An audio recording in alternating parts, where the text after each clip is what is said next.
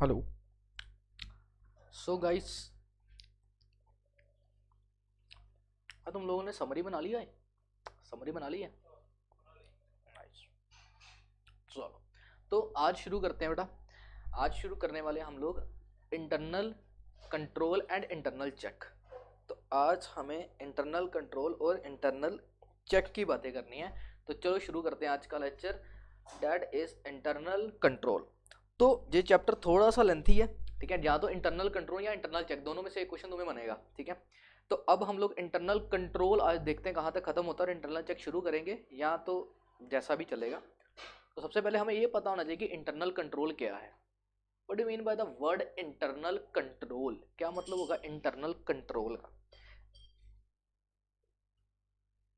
क्या मतलब होगा इंटरनल कंट्रोल का?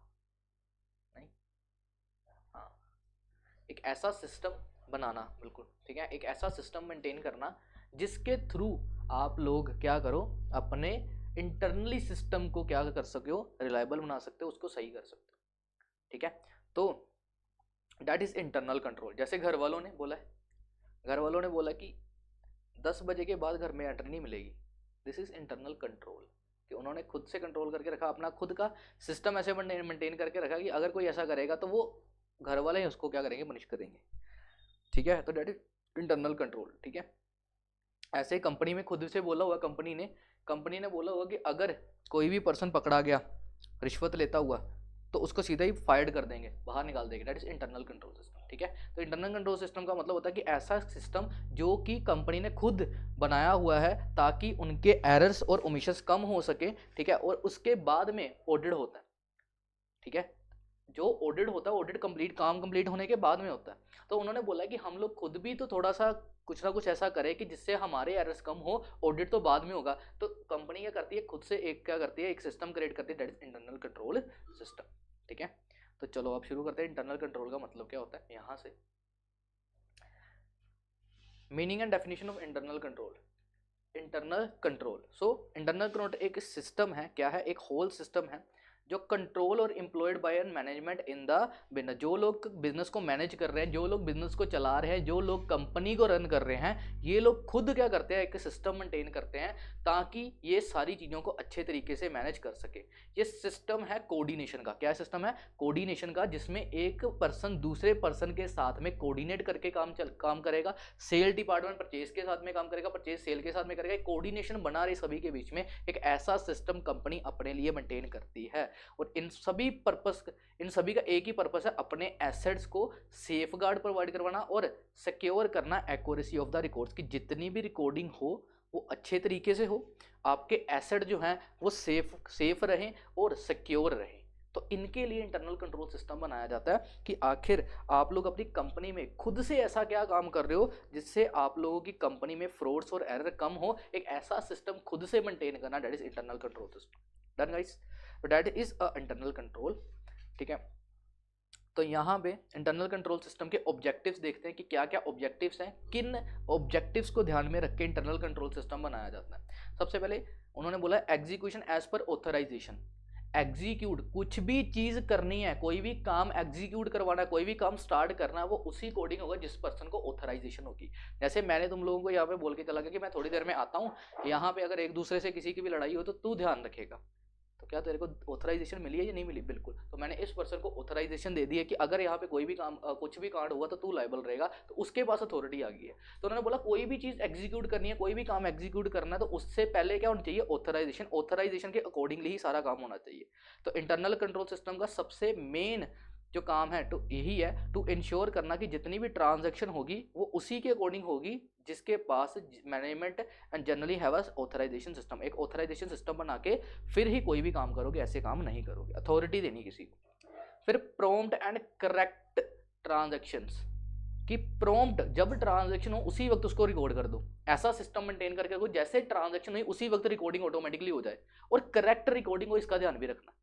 पहले उन्होंने क्या करना था, पहले उन्होंने बोला कि जो भी एग्जीक्यूशन होगी वो ऑथराइजेशन के अकॉर्डिंग होगी। दूसरा, जैसे ही कोई ट्रांजैक्शन होती है वो किसके अकॉर्डिंग हो, जल्दी जल्दी से रिकॉर्ड भी हो जाए और करेक्ट तरीके से ट्रांजैक्शन रिकॉर्ड हो, ठीक है, ताकि वो फाइनेंशियल इंफॉर्मेशन को प्रिपेयर करने में हेल्प करती रहे। और जितनी भी ट्रांजैक्शन हुई वो एज पर अकाउंटिंग प्रैक्टिस और एज पर अकाउंटिंग पॉलिसीज हो। मतलब ऐसा सिस्टम मेंटेन करो कि ऑटोमेटिक उसी वक्त ट्रांजैक्शन हो। जैसे आप लोग क्या करते हो, पहले सिस्टम क्या होता था कि जब भी आप दुकान पे जाते थे, किसी भी मेडिकल शॉप पे जाओ कभी भी, तो वहाँ पे ना आजकल बैठे होते हैं, कंप्यूटर लेके बैठे होते हैं, जैसे कोई ट्रांजैक्शन उसी वक्त अपनी सेल रिकॉर्ड कर देते हैं, परचेज रिकॉर्ड कर देते हैं। पहले क्या होता था, पहले पूरी सेल बुक बनती थी हैंड रिटन, फिर वो जाती थी अकाउंटेंट के पास में, वो प्रिंट करता, वो सारा का सारा सिस्टम मेंटेन करता था, फिर वहाँ से उसके बाद में ऑडिट होता था। तो उन्होंने बोला कि एक ऐसा ऑथराइजेशन, उन्होंने इंटरनल कंट्रोल अपना ऐसा बना दिया कि जैसे ही ट्रांजेक्शन हुई उसी वक्त प्रॉम्प्ट का क्या कर दिया उन्होंने, उसकी रिकॉर्डिंग कर दिया, और ऐसी रिकॉर्डिंग करिए जो किया है करेक्ट है, ठीक है। तो करेक्ट रिकॉर्डिंग करनी है और प्रॉम्प्ट रिकॉर्डिंग करनी है, ऐसा इंटरनल सिस्टम मेंटेन करके रखो। फिर मेन मेन उनका ऑब्जेक्टिव ही क्या था सभी चीज़ों का, कि सेफ गार्ड किसको करना है, एसेट को। बेटा ये तीनों पॉइंट ना, मेरे हिसाब से तीनों पॉइंट आपकी डेफिनेशन में कवर हो गए थे, कि एक तो ऑथराइजेशन के अकॉर्डिंगली काम होना चाहिए, दूसरा प्रॉम्प्ट और करेक्ट ट्रांजैक्शन उसी वक्त रिकॉर्ड हो ताकि वो आपकी फाइनेंशियल स्टेटमेंट को बनाने में हेल्प करे, and next one is safe guard of the asset. आपके जो एसेट्स हैं, जितने भी आपके एसेट्स हैं, उनको सेफ्टी प्रोवाइड करवाए ताकि कोई अनऑथराइज यूज ना कर सके, आपकी चीज को कोई और ना ले जाए। इसका सेफ गार्ड प्रोवाइड करवाने के लिए क्या रखा गया है, इंटरनल कंट्रोल सिस्टम। मैंने बाइक बाहर खड़ी की हुई है, कोई भी उठाता और कभी भी ले जाता है, क्या ये सेफ गार्ड ऑफ एसेट्स है? नहीं। क्यों? क्योंकि मैंने इंटरनल कंट्रोल अपना अच्छा नहीं बनाया। लेकिन अगर मैं उसकी कीज सिर्फ अपने पास रखता हूं तो क्या वो सेफ गार्ड है? बिल्कुल, क्योंकि मैंने इंटरनल कंट्रोल ऐसा बना के रखा, मेरे से पूछे बगैर कोई भी मेरी बाइक नहीं लेके जा सकता। तो that is safe guard of the asset. तो उन्होंने बोला है तीन काम करने हैं। सबसे पहला, एक तो ऑथराइजेशन के अकॉर्डिंगली हो, दूसरा प्रॉम्प्ट और करेक्ट ट्रांजैक्शन रिकॉर्ड करनी है, and third one is safe guard of the asset. इसके लिए मैं इंटरनल कंट्रोल सिस्टम बना रहा हूं, ठीक है। Fourth, to check the discrepancies in the asset. Sir discrepancies का मतलब क्या होता है बेटा? डिफरेंसेस, कि एसेट की वैल्यू कुछ चल रही है, तुम लोग रिकॉर्ड कुछ कर रहे हो, तो डिस्क्रिपेंसीज नहीं होनी चाहिए। उसको चेक करने के लिए इंटरनल कंट्रोल सिस्टम मेंटेन करना है, ठीक है, ताकि आपके एग्जिस्टिंग एसेट आपकी सही वैल्यू पे रिकॉर्ड किए जाए, ठीक है, उसमें कोई भी तरीके की डिस्क्रिपेंसीज ना हो। ऐसा इंटरनल कंट्रोल सिस्टम हो जिसको चेक करता रहे कि और कंपेयर करता रहे कि आपकी एसेट की वैल्यू जो है वो रीजनेबल इंटरनल सही तरीके से बता रही है या फिर नहीं बता रही है। अच्छा मेरे को बताओ, कोई एसेट लेते हो तुम लोग, कोई भी एसेट लेते हो, ठीक है, लैंड को छोड़ के, तो उसकी वैल्यू कम होती है या बढ़ जाती है? एसेट की वैल्यू, अगर कोई फिक्स एसेट लेते हो तो उसकी वैल्यू कम होती है या फिर बढ़ जाती है? कम हो जाती है। डेप्रिसिएशन का कोई कंसेप्ट सुना था? डेप्रिसिएशन का नाम सुना था? मतलब आप लोग कोई भी फिक्स एसेट लेते हो उसकी वैल्यू क्या करती है? कम हो जाती है। लेकिन कितनी कम हो जाएगी इसको भी तो चेक करना ना, तो उसको रिकॉर्ड भी तो करना पड़ेगा। तो डिस्क्रिपेंसीज ना हो एसेट में, आपकी एक्चुअल वैल्यू ही कंपेयर करके लिखी जा रही है नहीं लिखी जा रही, उसको चेक करने के लिए क्या बनाया गया है? एक इंटरनल कंट्रोल सिस्टम। फिर attain efficiency in the audit, ताकि आपको पता ना ऑडिट, अभी मैंने ऑडिट पढ़ाया पिछले लेक्चर में, ऑडिट में क्या बताया था उन्होंने कि जब इंटरनल कंट्रोल सिस्टम अच्छा होगा तो ऑटोमेटिकली ऑडिट भी क्या होगा? अच्छा। अरे मेरी बात सुनो यार, अगर तुम लोगों ने अपना सिस्टम इतना अच्छा बना के रखा हुआ है कि अगर कोई भी गलती करता अचानक से पकड़ी जाती है, तो मैं उस कंपनी में ऑडिट करने चला गया, मैंने देखा कि यार इनकी तो मैनेजमेंट ही बड़ी अच्छी है, तो ऑटोमेटिकली क्या वहां पे जब मैं ऑडिट करूंगा तो क्या मेरे लिए आसानी होगी? क्यों? क्योंकि वहां पे उतनी ही गलतियां कम निकलेंगी, और मेरे को पता है कि अगर इन्होंने इतना अच्छा सिस्टम बनाया है तो कोई भी बंदा गलती यहाँ पे नहीं कर सकता। तो इंटरनल कंट्रोल सिस्टम अगर अच्छा होगा तो वो एफिशिएंसी लाएगा कहाँ पे? ऑडिट वर्क में। ऑडिट करने वाले बंदे के ऊपर थोड़ी सी एफिशिएंसी रहेगी और वो अपना अच्छे तरीके से ऑडिट कर पाएगा। बस यही लिखा है। फिर ensure optimum utilization of resources, ये तो तुम लोग पता नहीं कितनी बार पढ़ चुके हो ये word, optimum utilization of resources. ऐसा कंट्रोल सिस्टम बनाओ ताकि आपके जो रिसोर्सेज है वो हर एक पर्सन अच्छे तरीके से यूज कर पाए, वेस्टफुल एक्टिविटी कम से कम हो, अननेसेसरी चीज़ें आपकी खराब ना हो, इसके लिए ऑडिट करवाया जाता है। तो ऑडिट के ये सारे ऑब्जेक्टिव्स हैं। कौन कौन से ऑब्जेक्टिव याद नहीं है? यहीं पे याद कर लो कौन कौन से हैं। पहले तो एक तो ऑथराइजेशन होनी चाहिए, एग्जीक्यूशन करेंगे एज पर ऑथराइजेशन। फिर रिकॉर्ड करनी है ट्रांजैक्शन, कैसे? प्रॉम्प्ट और उसी वक्त रिकॉर्ड करनी है, प्रॉम्प्ट रिकॉर्डिंग करनी है, ठीक है, ट्रांजैक्शन का, और एक्यूरेट या फिर करेक्ट रिकॉर्ड करनी है। थर्ड, सेफ गार्ड किसको करना है? एसेट की सेफ गार्ड के लिए है। फिर डिस्क्रिपेंसीज जो आपके डिफरेंसेस है वो क्या हो? कम हो। फिर ऑडिट वर्क में एफिशिएंसी निकल के आए, and the last one is क्या रहेगा? Optimum utilization of resources. बस ये सारे पॉइंट्स हैं कि आखिर इन चीज़ों के लिए क्या है आपका इंटरनल कंट्रोल सिस्टम बनाया गया। अब नीड, क्यों जरूरत पड़ी इंटरनल कंट्रोल सिस्टम बनाने की? मैं कहता हूँ आधे से ज़्यादा पॉइंट ये सेम ही होंगे इसमें। अब इन्होंने दो पार्ट में डिवाइड कर दिया है कि कंपनी को क्यों जरूरत पड़ी ऑडिट ये बनाने की, और आपके ऑडिटर को क्यों जरूरत है इंटरनल कंट्रोल सिस्टम की। कि अगर मैं इंटरनल कंट्रोल सिस्टम बनाऊंगा तो कंपनी को क्या फायदा मिलेगा, और अगर इंटरनल कंट्रोल सिस्टम रखेंगे तो ऑडिटर को क्या फायदा मिलेगा। ठीक है, अच्छा ऑडिटर को क्या फायदा मिलेगा, एक आधा पॉइंट बता दो भाई। ऑडिटर को क्या फायदा होगा अगर इंटरनल कंट्रोल सिस्टम होगा किसी कंपनी में बनाया हुआ, तो उसको ऑडिटर को क्या फायदा होगा। ऑडिटर को काम करने में आसानी होगी, सिस्टमेटिक काम हो जाएगा, इजी होगा, ठीक है ना, तो उसको रिलायबल हो जाएगा थोड़ा सा। तो देखो क्या क्या, पहले कंपनी को क्या क्या फायदा, पहले रिलायबल फाइनेंशियल इंफॉर्मेशन, जो भी वो इंफॉर्मेशन रिकॉर्ड करेगी वो क्या होगी, रिलायबल और सही होगी। अगर मैंने इंटरनल कंट्रोल सिस्टम अच्छा लिखा है तो फिर जो भी पर्सन रिकॉर्डिंग करेगा वो रिलायबल इंफॉर्मेशन ही लेगा, वो ऐसे किसी भी इंफॉर्मेशन को उठा के नहीं लिखेगा, वो उसी इंफॉर्मेशन को लिखेगा जो इंफॉर्मेशन क्या होगी, करेक्ट। जैसे मैंने बोला हुआ है, आप जो भी बंदा रिकॉर्डिंग करेगा, जैसे मैंने इंटरनल कंट्रोल सिस्टम ऐसा बनाया, जो भी पर्सन रिकॉर्डिंग कर रहा है, जो भी ट्रांजैक्शन रिकॉर्ड कर रहा है, अगर उसकी ट्रांजैक्शन के साथ में वाउचर अटैच नहीं हुआ तो वो बंदे को बाहर निकाल देंगे।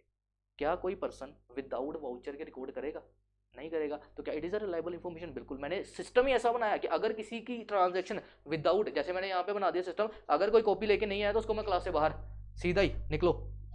तो अगर इंटरनल कंट्रोल सिस्टम ऐसा बना दूं मैं, तो मेरे हिसाब से आधे से ज़्यादा क्लास बाहर हो, ठीक है ना। तो उन्होंने बोला कि ऐसी इंफॉर्मेशन सिस्टम बना के रखनी है, रिलायबल इंफॉर्मेशन होनी चाहिए, रिलायबल इंफॉर्मेशन ही रिकॉर्ड होगी अगर आप इंटरनल कंट्रोल सिस्टम अच्छा मेंटेन करते हो। फिर आपके एसेट को क्या रखेगी, कंपनी के एसेट क्या रहेंगे, सेफ, कि कोई भी अनऑथराइज यूज नहीं कर सकता। जैसे मैंने बोला होगा कि एसेट को यूज करने के बाद, जैसे बुक्स, जितनी भी बुक्स है जिसके ऊपर सारी रिकॉर्डिंग हुई है, उनको चेक करने की पावर सिर्फ मैनेजमेंट के कुछ ऑफिसर्स के पास है। तो क्या कल को कोई भी बंदा जाके वहां पे चेक कर सकता है, नहीं। जैसे बैंक में जाते हो या कहीं पे भी जाते हो तुम लोग, कुछ जगह पे लिखा होता है it is a restrictive area, वहां पे हर कोई नहीं जा सकता, लिखा होता है ना it is a restrictive area, यहाँ पे सब कुछ सब लोग नहीं जा सकते। तो वैसे ही उन्होंने बोला कि अगर इंटरनल कंट्रोल सिस्टम रहेगा तो आप लोग अपने एसेट्स को सेफली रख सकते हो, कोई अनऑथराइज यूज या मिस यूज नहीं करेगा आपके एसेट्स का। फिर सेफ गार्ड ऑफ रिकॉर्डिंग, आपकी जितनी भी रिकॉर्डिंग है उसमें सेफ गार्ड रहेगी, मतलब उसका भी risk of misuse of destructions of records are very high and which need strict control.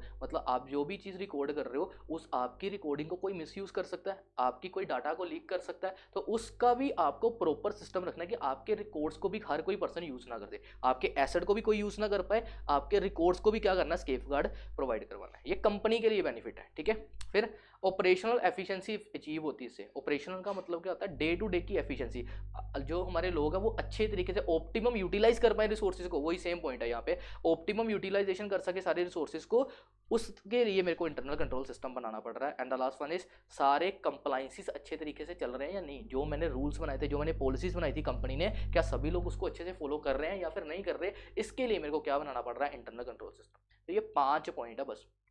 एक तो फाइनेंशियल इंफॉर्मेशन अच्छे तरीके से रिकॉर्ड हो, दूसरा 2 पॉइंट सेफ गार्ड के हैं, एक तो सेफ गार्ड किसको करना है, एसेट्स को, फाइनेंशियल एसेट्स, आपके एसेट्स और कैपिटल को, और एक सेफ गार्ड किसको कर रही है, रिकॉर्डिंग्स को, जितने ऑलरेडी रिकॉर्डिंग है। फिर ऑप्टिमम यूटिलाइजेशन रिसोर्सेज लिख देना, वो भी चलेगा, और लास्ट में कंप्लाइंसेस अच्छे से हुए हैं या फिर नहीं। तो ये किसको बेनिफिट मिल रहे हैं, ये बेनिफिट मिल रहे हैं कंपनी को, कि अगर कंपनी अगर बनाएगी तो कंपनी को ये बेनिफिट मिलेंगे इंटरनल कंट्रोल सिस्टम बनाने के। नेक्स्ट वन इज कि आखिर अगर इंटरनल कंट्रोल सिस्टम बना हुआ है तो ऑडिटर जो ऑडिट करने आएगा उसको क्या बेनिफिट मिलेगा, उसको क्या हेल्प मिलेगी। तो पहला, ऑडिटर सिलेक्ट करेगा, कंसंट्रेट करेगा सिलेक्टिव एरियाज के ऊपर। अब जिन चीजों के लिए इंटरनल कंट्रोल सिस्टम बना है उसको फिर से वो चीजें चेक करने की जरूरत नहीं है, तो वो क्या करेगा, वो सिलेक्ट करेगा ऐसी चीजें जो इंटरनल कंट्रोल सिस्टम में चेक नहीं हो रही, वो फिर उन चीजों को चेक करेगा कि यहाँ पे ठीक है कि नहीं, क्योंकि इंटरनल कंट्रोल सिस्टम ने ऑटोमेटिकली उसको ये एरिया चेक करके दे दिया है, तो अब वो बाकी एरिया के ऊपर, कोर एरिया के ऊपर क्या कर सकता है, कंसंट्रेट कर सकता है। पहला नंबर ये। दूसरा, reliance on the built of control system is in the organization. Reliance मतलब उसको, it increase the electronic data processing the data, auditor may not have necessary document conducting and watching as post audit he rely on the built control system.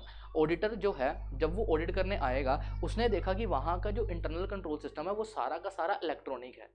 अब जब वो electronic है तो उसको क्या करना पड़ता है, उसकी चीज़ के ऊपर रिलाई, कि अगर इनका इंटरनल कंट्रोल सिस्टम अच्छा है तो वो उसके ऊपर रिलाई करेगा कि इन्होंने जो भी कुछ लिखा होगा यहाँ पे सही कर लिखा होगा, और उसको ऊपर रिलाई करके वो अपने ओपिनियन दे सकता है। तो अगर इंटरनल कंट्रोल सिस्टम अच्छा होगा किसी कंपनी का तो वो ऑडिटर को रिलाई करने के ऊपर, ऑडिटर को विश्वास दिलवाने के ऊपर क्या कर सकता है, सक्षम हो सकता है।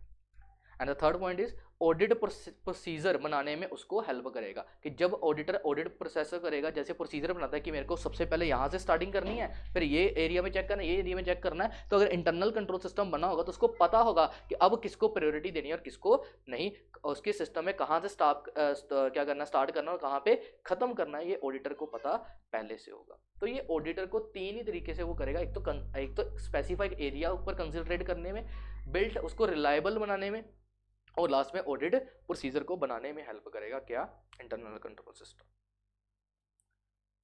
अब कैरेक्टरिस्टिक्स हैं, ये तो ऊपर से कैरेक्टरिस्टिक्स नहीं भी याद रहेंगे तो जो मैंने ऊपर पढ़ाया तुम लोग को वही पॉइंट कैरेक्टरिस्टिक्स में लिख रहे हैं, सेम पॉइंट रिपीट होंगे, ठीक है। ये रहने तो इफेक्टिव कंट्रोल सिस्टम क्या करता है, ये सारा का सारा सेम लिख दो ना, जो हम लोगों ने ऊपर वाले पॉइंट पढ़े सेम ही आएगा वहाँ पे, ठीक है। एवोल्यूशन भी तुम्हारे काम की नहीं है, ठीक है। उसके बाद में कहाँ कहाँ पे इंटरनल कंट्रोल सिस्टम लगा सकते हो, पहले फाइनेंशियल कंट्रोल के ऊपर कि पैसा कौन यूज़ करेगा कौन नहीं, फाइनेंशियल इंफॉर्मेशन के ऊपर, जनरल फाइनेंशियल कंट्रोल के ऊपर आप लोग अपना कंट्रोल रख सकते हो। कैश कंट्रोल कि आखिर कंपनी से अगर कैश निकलवाना है या कोई बंदे को कैश चाहिए तो वो कैश किस किस को मिल सकता है, कौन बंदा कैश का यूज़ करेगा, इसके ऊपर इंटरनल कंट्रोल होगा। फिर एम्प्लॉयज़ की रेमुनेशन जो पर्सन दे रहा है वो उसको प्रॉपर रिसीट्स उसकी इशू करेगा या प्रॉपर अकाउंट उसके पास मेंटेन होगा कि किसके पास रेमुनेशन चलेगी, या मतलब सैलरी किसको दे दी है किसको नहीं दे दी है। ट्रेडिंग ट्रांजेक्शन के ऊपर आप लोग इंटरनल कंट्रोल बना सकते हो। स्टॉक मेंटेनेंस कि जो स्टॉक मेंटेन हो रहा है कि कितना गोडाउन में स्टॉक बचा है, कितना रॉ मटेरियल में पड़ा हुआ है, कितना फिनिश गुड का स्टॉक पड़ा हुआ है, तो इस सारी की इंफॉर्मेशन के ऊपर आपको इंटरनल कंट्रोल सिस्टम बनाना पड़ेगा। फिक्स्ड एसेट जो आपके हैं कंपनी में, फिक्स्ड एसेट आपके डेप्रिशिएट हो चुके हैं, कितने नए आए, कितने आप लोगों ने बेच दिए, उसके ऊपर इंटरनल कंट्रोल सिस्टम बनाना है। और कितनी कंपनी ने इन्वेस्टमेंट करी है, कितनी वहां से रिटर्न आया, कितना डिस्ट्रीब्यूट हुआ, इन सारी चीजों के ऊपर इंटरनल कंट्रोल सिस्टम बना सकते हो। तो उन्होंने बोला इंटरनल कंट्रोल सिस्टम कहां कहां पे हेल्प कर रहा है, स्कोप कितना इंटरनल कंट्रोल सिस्टम का, कहाँ पे तुम लोग इंटरनल कंट्रोल सिस्टम लगा दो। मैं फाइनेंशियल कंट्रोल कर सकता हूँ, मैं कैश के ऊपर कंट्रोल कर सकता हूँ, मैं इंप्लॉइज की रेमुनेशन के ऊपर कंट्रोल कर सकता हूँ, ट्रेडिंग के ऊपर, स्टॉक मेंटेनेंस के ऊपर, इन्वेस्टमेंट के ऊपर। तो इन जगहों पर इंटरनल कंट्रोल सिस्टम बनाया जाता है ताकि ये चेक किया जाए कि आखिर एफिशिएंसी अच्छे तरीके से चल रही है या फिर नहीं, ठीक है बेटा। तो इन चीज़ों के ऊपर तुम लोग क्या बना के रखते हो, अपना इंटरनल कंट्रोल सिस्टम, ठीक है। तो एक बार इसको बस लास्ट टाइम देख लो क्या क्या है। एक तो जनरल फाइनेंशियल कंट्रोल सिस्टम बनाया जाता ताकि रिलायबल रिकॉर्डिंग हो, एफिशिएंट स्टाफ अपने बेटर तरीके से काम कर सके, और अपनी स्टेटमेंट्स जो है फाइनेंशियल स्टेटमेंट्स है उनमें क्या क्या चीज़ें चल रही है, इंपॉर्टेंट डिसीजन क्या लेने हैं, इसके ऊपर फाइनेंशियल कंट्रोल सिस्टम बनाया जाता है। कैश कंट्रोल में एडुकेट स्टाफ हो जो कि चेक करे, ये चीज़ को चेक करेगा वो कि आखिर रेगुलर इंटरवल में कैश आ रहा है या फिर नहीं, और अवॉइड करेगा मिस एप्रोप्रिएशन ऑफ कैश कि कोई भी पर्सन कैश का मिस यूज ना करे। इसलिए इंटरनल कंट्रोल सिस्टम किसके लिए बनाया, कैश के लिए। फिर एम्प्लॉयज की रेमुनेशन को रिकॉर्ड करना, मेंटेन करना रिकॉर्ड्स की आखिर किनको रेमुनेशन इस बार दी है किसको नहीं दी है, पे रोल उनका कितना था, कितनी पेमेंट उनके अकाउंट में चली गई है। तो एक सिस्टम बनाओगे जिससे ऑटोमेटिकली पता लग जाएगी कितनी अमाउंट में चले गए हैं, कितना कैश यूज़ हुआ, किनको एम्प्लॉयज़ को पेमेंट होगी या किनको बोनस मिल चुका, किनको नहीं मिला। फिर ट्रेडिंग ट्रांजैक्शंस में, ठीक है, जो लोग गुड्स हैंडलिंग ऑफ गुड्स कौन हैंडल करेगा, उसको एक्वायर कौन करेगा, ठीक है। जैसे कंपनी में गुड्स आ रहे हैं, गुड्स जा रहे हैं, सेल परचेज हो रही है, तो कौन सा ऐसा डिपार्टमेंट जो सेल करेगा, कौन सा ऐसा डिपार्टमेंट जो परचेज करेगा, तो ये सारी ट्रेडिंग में आएगी आपकी, ठीक है। फिर स्टॉक को कौन मेंटेन कर रहा है, फिनिश गुड में कितना स्टॉक पड़ा है, रॉ मटेरियल में कितना पड़ा है, वर्क इन प्रोग्रेस में कितना है, इसका पूरा मेंटेनेंस और चेक करते रहना कि आखिर कोई भी ओवरफ्लो ना कर दे गुड्स को। ऐसा ना हो कि मैंने चाचा जी को वहाँ पे बाहर खड़ा करा हुआ है ना, वो गोडाउन के बाहर खड़े हैं और उधर से उनके कोई मतलब रिश्तेदार आते हैं और वहाँ से एक पेटी सरका के उधर चलो ले जाओ कोई दिक्कत नहीं है दे देंगे। तो पूरा स्टॉक मेंटेनेंस होना चाहिए, कितना स्टॉक आया था कितना गया। ऐसे तो कोई भी पर्सन किसी को भी अंदर से मतलब सामान दे दे, तुम्हें क्या पता चलेगा। तो एक प्रॉपर इंटरनल कंट्रोल सिस्टम बनाना है। फिर फिक्स एसेट के ऊपर ध्यान रखना है ताकि जितना भी सुपरविजन रखनी है, चेक रखना है, सुपरविजन रखनी चेक रखना है कि कितना खर्चा आप लोगों ने फिक्स एसेट पे करा है, अब उसकी वैल्यू कम होगी है या ज़्यादा होगी है। इन्वेस्टमेंट के ऊपर ध्यान रखोगे कि ऑथराइजेशन होनी चाहिए, कौन पर्सन इन्वेस्टमेंट कर सकता है कौन नहीं। ऐसे कल को कोई भी बोलेगा यार मैं तो कंप्यूटर उठा के ले आया मेरे को अच्छा लग रहा है चलो ऑफिस में लगाते हैं, कोई बोलेगा नहीं मैं कार उठा के ले आया चलो ऑफिस में लगाते हैं, तो ऐसे तो तुम लोग पैसे उड़ा दोगे। तो ऑथराइजेशन देनी है, किसी को अथॉरिटी देनी है, कौन बंदा इन्वेस्ट करेगा, कहाँ पे इन्वेस्ट करेगा, क्या चीज़ खरीदेगा, तो इसकी प्रॉपर क्या करनी है, इंटरनल कंट्रोल सिस्टम मेंटेन करके रखना है। तो this is the procedure, this is the procedure, ठीक है बेटा। तो बस यहाँ पे ख़त्म करते हैं आज। अब करेंगे इंटरनल चेक, नेक्स्ट सेशन में करेंगे इंटरनल चेक और फिर ये ख़त्म हो जाएगा तुम्हारा चैप्टर। क्या क्या बचा अभी यहाँ पे, इंटरनल चेक बचा, इंटरनल चेक के एडवांटेज डिसएडवांटेजेस बस, ठीक है, छोटा ही है। इंटरनल चेक करवाने को तो मैं करवा सकता हूँ, लेकिन कंजस्टेड हो जाएगा, फिर फायदा नहीं होगा। इंटरनल कंट्रोल पढ़ लिया, पहले इंटरनल कंट्रोल को समझो अच्छे से, फिर इंटरनल चेक की तरफ चलेंगे, ठीक है बेटा। चलो तो मिलते हैं नेक्स्ट सेक्शन में, तब तक के लिए बच्चे को